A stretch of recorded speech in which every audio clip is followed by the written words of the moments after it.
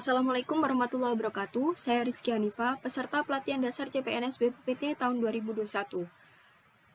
Untuk tugas learning journal di hari ketiga, saya ingin bercerita mengenai pembelajaran yang saya peroleh, baik itu sinkronus maupun asinkronus. Sebelum pembelajaran dimulai, Ibu Wahyu Suprapti sebagai pemateri pada pembelajaran sinkronus agenda 2 meminta kami untuk membayangkan hal apa yang menyedihkan dan hal apa yang menyenangkan, kemudian bertanya kepada kami mengenai kedua hal tersebut. Karena ini ada korelasinya dengan prinsip pikiran manusia. Setiap informasi yang masuk dalam otak akan mempengaruhi kondisi fisik seseorang. Imajinasi lebih kuat dibandingkan dengan logika. Sesuatu yang sudah direkam tidak dapat dihapus. Pikiran adalah sebuah magnet bagi diri sendiri. Setiap sugesti yang diterima akan memudahkan sugesti berikutnya.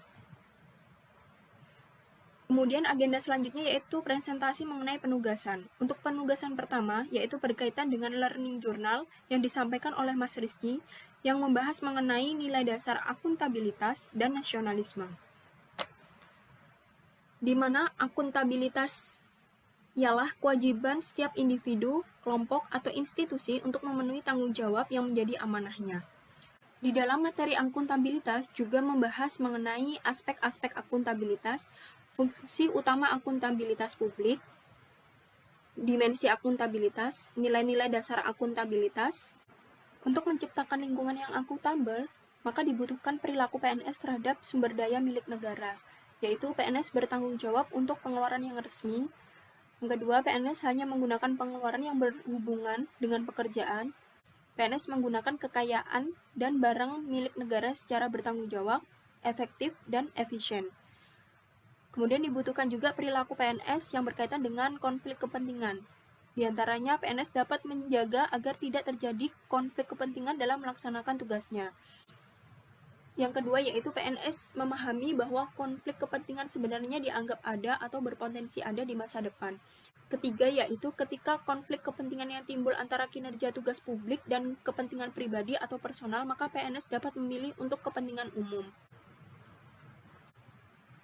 Kemudian untuk nilai dasar nasionalisme yaitu pandangan atau paham kecintaan manusia Indonesia terhadap bangsa dan tanah airnya yang didasarkan pada Pancasila. Selain itu juga membahas mengenai prinsip-prinsip nasionalisme, nilai-nilai dasar nasionalisme, dan fungsi ASN. Untuk nilai dasar etika publik, komitmen mutu, dan anti korupsi dipresentasikan oleh Mas Ade. Untuk etika publik yaitu refleksi tentang standar atau norma yang menentukan baik atau buruk, benar atau salah perilaku, tindakan dan keputusan untuk mengarahkan kebijakan publik dalam rangka menjalankan tanggung jawab pelayanan publik. Kemudian untuk komitmen mutu, yaitu suatu perwujudan untuk menjaga kualitas produk atau pelayanan yang kita hasilkan untuk mencapai kepuasan pelanggan. Untuk anti korupsi, yaitu sebuah sikap di mana menolak untuk melakukan tindakan korupsi. Kemudian untuk penugasan ketiga yaitu berkaitan dengan komitmen beraneka, di mana ini saya sendiri yang mempresentasikan.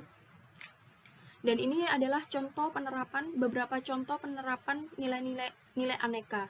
Untuk akuntabilitas yaitu dengan indikator kepemimpinan, bentuk penerapannya datang tepat waktu pada saat bekerja dengan tujuan untuk memberikan contoh kepada orang lain atau rekan kerja.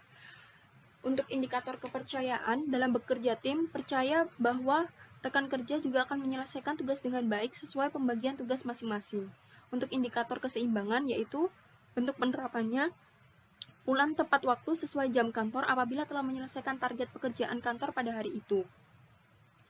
Untuk nilai dasar nasionalisme dengan indikator ketuhanan yang Maha Esa, bentuk penerapannya yaitu menjalankan ibadah di kantor sesuai dengan agama dan kepercayaan masing-masing dengan tepat waktu.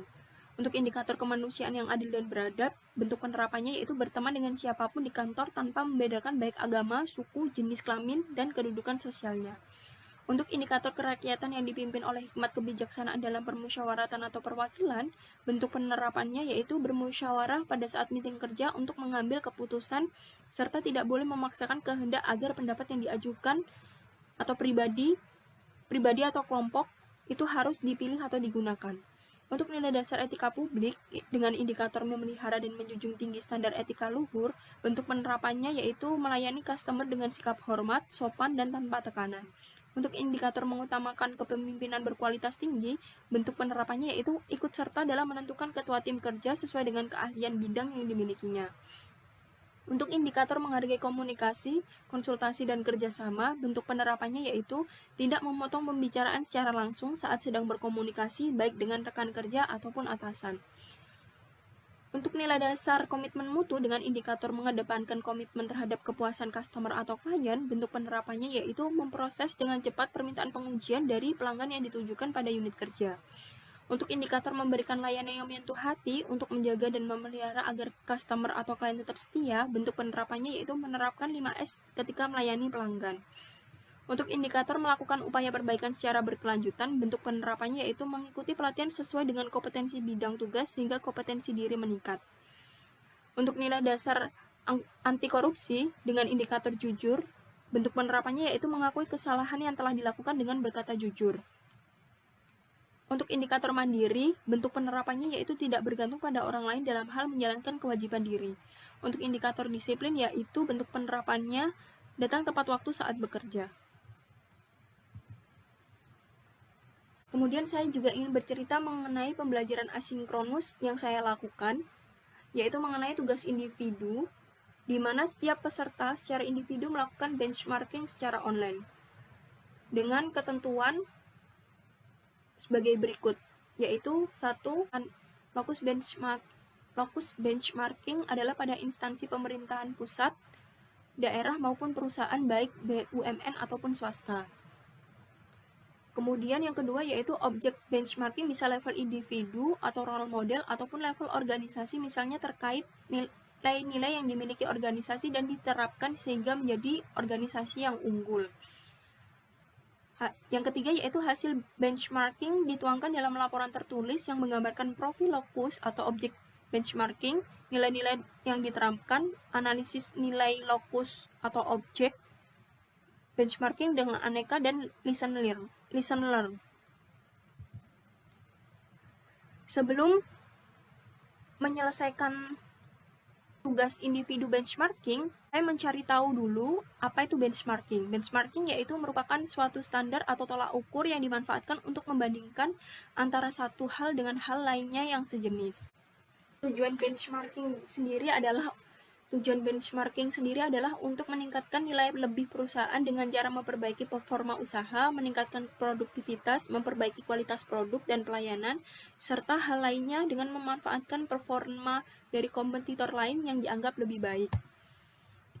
Adapun manfaat dari benchmarking sendiri yaitu 1. Memahami kelebihan perusahaan, yang kedua perencanaan dan penetapan sasaran, yang ketiga meningkatkan rasa kepemilikan, yang keempat yaitu melakukan perbaikan secara berkala yang memantau performa, yang keenam yaitu untuk menganalisis kompetitif. Kemudian saya memutuskan untuk melakukan benchmarking kepada salah satu perusahaan BUMN di Indonesia yaitu PT Telkom Indonesia Tbk yang akan dibahas pada tugas individu benchmarking. Sekian pembelajaran yang dapat saya peroleh pada hari ini. Wassalamualaikum warahmatullahi wabarakatuh.